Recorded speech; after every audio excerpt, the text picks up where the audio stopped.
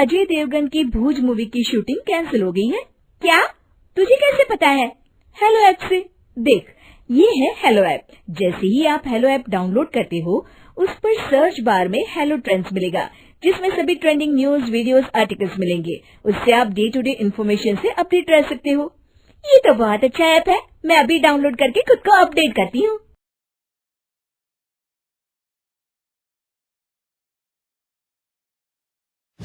सलोनी बहुत ही सीधी और भगवान को मानने वाली थी, लेकिन उसकी सौतेली माँ उसके सीधेपन का फायदा उठाती थी और उस पर बड़े अत्याचार करती थी। जरा सी चूक हो जाने पर उसकी खूब पिटाई करती।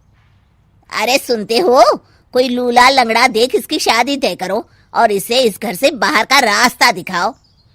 सलोनी के पिता जानते थे कि मीना एक चांडाल औरत है, इसलिए वो एक अच्छा घर देख सलोनी की शादी कर देते हैं। लेकिन वहां भी सलोनी से जलने वालों की कमी नहीं थी। सलोनी की ननद निकिता उसे बिल्कुल पसंद नहीं करती थी। सलोनी, बात तो सुनो जरा। जी कहिए। आज शाम को मेरे बॉस खाने पर आ रहे हैं। ध्यान रहे उनकी खातिरदारी में किसी प्रकार की कोई कमी नहीं होनी चाहिए। जी आपने कह दिया, बिल्कुल वैसा ही होगा। शाम को सलोनी जैसे ही गैस पर खाना चढ़ाकर वहां से जाती है, अभी इसके खाने का स्वाद बढ़ाती हूँ। निकिता गैस की आंच तेज कर देती है। थोड़ी देर में देखते ही देखते सारा खाना जल जाता है और पूरे रसोई घर में चारों तरफ धुआं फैल जाता है। अब आएगा मजा। माँ जल्दी आओ, यहाँ देखो सलोनी ने किचन में आग लगा दी। अरे तेरा सत्यानाश हो, कल मुही तूने ये क्या कर दिया? सलोनी की सास उसे बहुत डांट फटकार लगाती है। तभी मोहन अपने बॉस के साथ घर में प्रवेश करता है। अरे भाई मोहन, ये क्या तुम्हारे घर का क्या हाल हो रखा है? लगता है खाना जल गया है। चलो खाने का प्रोग्राम कैंसिल करो, मैं अपने घर जाके खा लूंगा। सर, दरअसल सर मुझे माफ कर दीजिए। अरे कोई बात नहीं, घरों में ये छोटी मोटी बातें होती रहती है। मैं समझ सकता हूँ, फिक्र मत करो, मैं नाराज नहीं हूँ और इस बात का तुम्हारे प्रमोशन पर भी कोई असर नहीं पड़ेगा। चलो अब चलता हूँ मैं। बॉस के जाते ही मोहन सलोनी पर भड़क उठता है और उसे खूब खरी खोटी सुनाता है। भगवान, मेरी माँ तो कहती थी कि अच्छे लोगों के साथ हमेशा अच्छा होता है, फिर मेरे साथ ही बुरा क्यों होता है? आखिर मेरी गलती क्या है?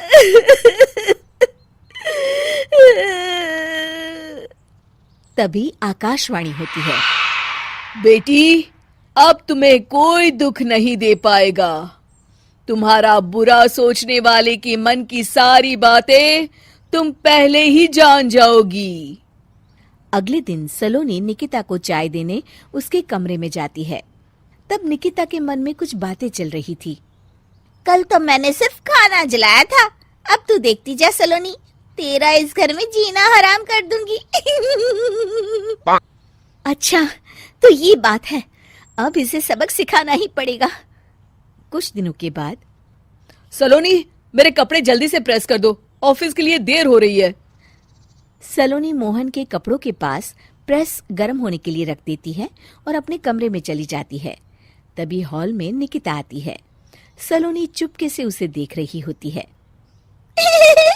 आज अगर मैंने ये कपड़े जला दिए, तब तो पक्का मेरा भाई इस सलोनी की बच्ची को धक्के मार के घर से बाहर निकाल देगा। अरे तू क्या मुझे निकलवाएगी? महादेव है मेरे साथ। ठहर जा निकिता, आज तो तेरी खैर नहीं। सलोनी अपने पति मोहन को बुला लाती है और निकिता की सारी करतूत दिखाने लगती है। निकिता गर्म प्रेस मोहन के कपड़ों पर रखकर अपने कमरे में चली जाती है। मेरी बहन इतनी बड़ी चालबाज निकलेगी, मैंने तो सोचा ही नहीं था। मुझे माफ कर दो सलोनी, मैं तुम्हें गलत समझ रहा था। मोहन निकिता को बुलाकर उसे खूब डांट फटकार लगाता है। उस दिन के बाद से सलोनी की जिंदगी पूरी तरह बदल जाती है। सलोनी हर किसी के मन की बात सुन लेती थी। दूसरी तरफ निकिता का कोई भी दांव सलोनी पर नहीं चलता था और आखिरकार वो भी सलोनी के आगे घुटने टेक देती है। फिर एक दिन सलोनी की सास की सहेली ममता अपनी बहू कविता के साथ वहां आती है। कविता मन ही मन कहती है, अरे ये बुढ़िया पागल है जो मुझे यहाँ लेके आ गई। कहाँ मैं अपनी किटी पार्टी छोड़ के इसके साथ यहाँ मरने आ गई। पता नहीं कब तक इसे झेलना पड़ेगा। अरे ये जल्दी मरे और इसकी सारी जायदाद मेरे नाम हो जाए। सलोनी कविता की सारी बातें सुन लेती है। अरे कविता, तुम अपनी सास की जायदाद के लिए उन्हें झेल रही हो और उनके मरने का इंतजार कर रही हो। ये तो गलत बात है। सलोनी की बात सुनकर कविता बिना देर किए कहती है, अरे ये तुमने कैसे सुन लिया? ये सारी बातें तो मैं अपने मन से बोल रही थी। तुमने कैसे सुन लिया? बस फिर क्या था, ये सुनते ही कविता के बगल में बैठी उसकी सास उसकी चोटी पकड़ लेती है। क्यों रे कलमुही, तू मेरे बारे में ये सब सोचती है?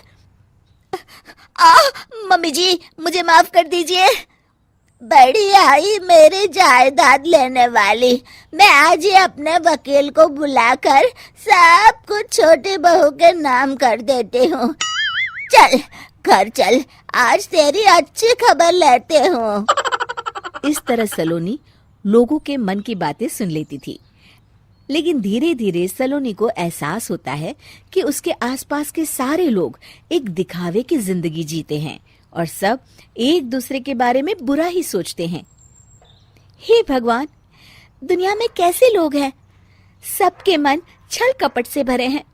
मैं तो लोगों के मन की बातें सुन सुनकर तंग आ चुकी हूँ। मैं अपनी जिंदगी में अब बहुत खुश हूँ। अब आप मुझसे ये शक्ति वापस ले लीजिए भगवान। इस तरह भगवान सलोनी को दी हुई शक्ति वापस ले लेते हैं और सलोनी एक आम जिंदगी जीने लगती है।